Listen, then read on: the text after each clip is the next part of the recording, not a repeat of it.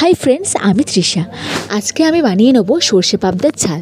এই রেসিপিটা আমি কিভাবে বাড়িতে বানাই সেটাই তোমাদের সাথে আজকে শেয়ার করব।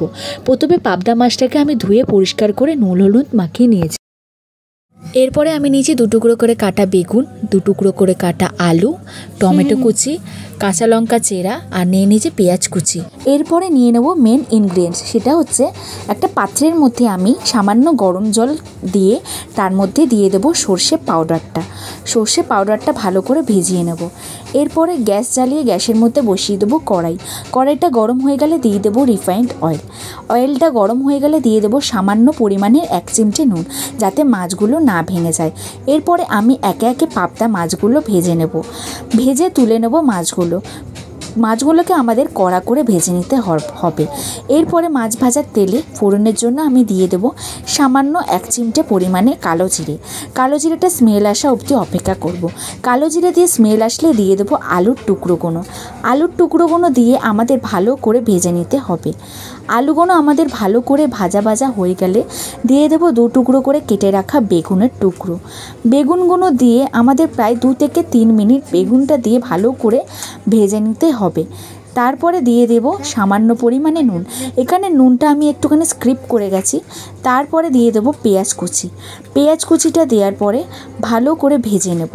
ভেজে নেওয়ার পরে দিয়ে দেবো কুচিয়ে রাখা টমেটোগুলো দিয়ে ভালো করে আবারও আমি 1 থেকে 2 মিনিট ভালো করে ভেজে নেব।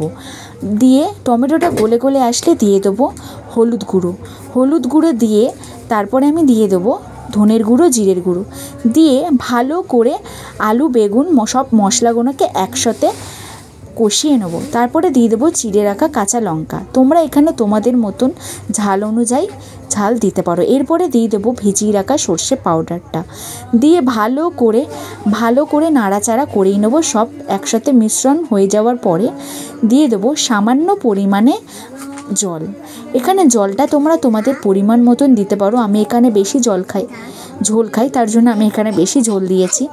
জলটা দেওয়ার পরে দিয়ে দেবো ভেজে রাখা পাবদা মাছগুলো। এক এক করে মাছগুলো দিয়ে দেওয়ার পরে ঝোলটাকে আমাদের ভালো করে এখানে ফুটিয়ে নিতে হবে যতক্ষণ না বেগুন আর আলুটা সেদ্ধ হয়ে আসছে। আলু আর বেগুনটা সেদ্ধ হয়ে আসলে দিয়ে দেবো কুচিয়ে রাখা ধনেপাতা কুচিটা দিয়ে আবারও আমি 3 থেকে 4 মিনিট কম আঁচ করে ঢাকা দিয়ে ভালো করে ফুটিয়ে নেব। এখানে আমাদের রেডি হয়ে গেল পাবদা সর্ষের ঝাল। আর ভিডিওটা তোমাদের যদি ভালো লেগে থাকে তাহলে প্লিজ চ্যানেলটি সাবস্ক্রাইব, কমেন্ট অ্যান্ড শেয়ার করে দেবেন। Tata, bye bye. আর প্লিজ লাইক করে দেবেন।